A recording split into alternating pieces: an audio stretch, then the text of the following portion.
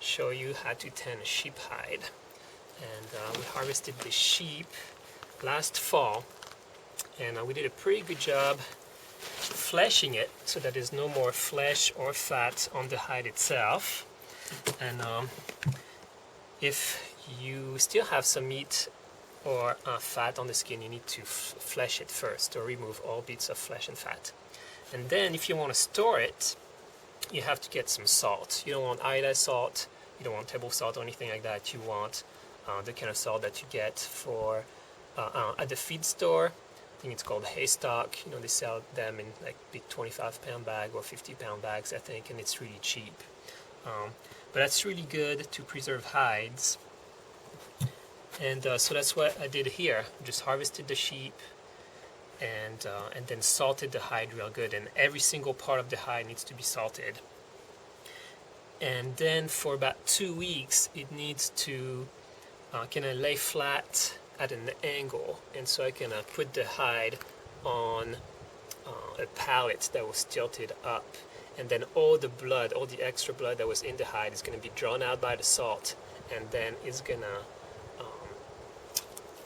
go down the hide and kind of trickle out.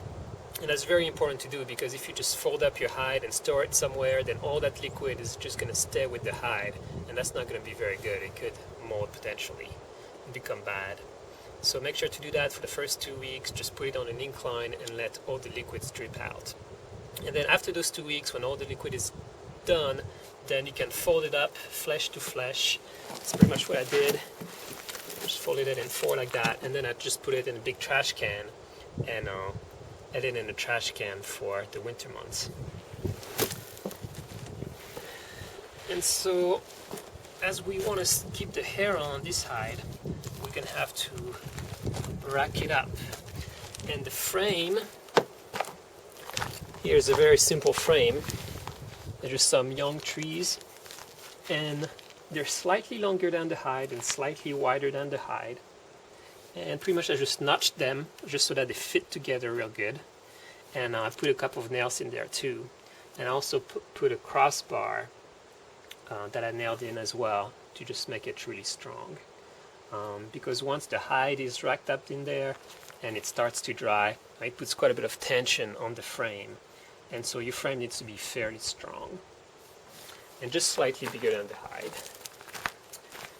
And so the first step is going to be to punch holes in the hide so that we can tie it around the frame.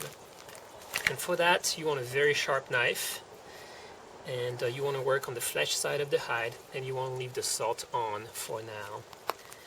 And what you want to do is to put a hole about 1/4 to 1/2 of an inch away from the edge.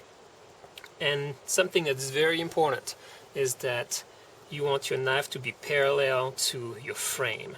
So I don't want to put a cut like this, because then when I'm going to put the cord through it, it's going to pull and tear the hide. So I want the knife to go parallel to the frame, and then that will hold much better. And also an important thing is that you want to hit all the peaks and valleys. You know, so all the things that gonna go out and all the things that can go in into the hide, you want to put a knife mark in there. And otherwise, every 4 inches or so is what you want to do. So I'm gonna start here about 1/2 inch from the edge, parallel to my frame here, and just punch a hole the way through.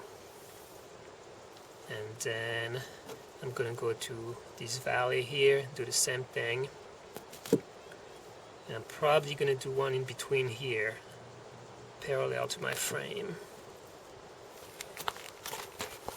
And then I'll just go on every 4 inches or so. And I'm going to go all the way around. And that's our first step.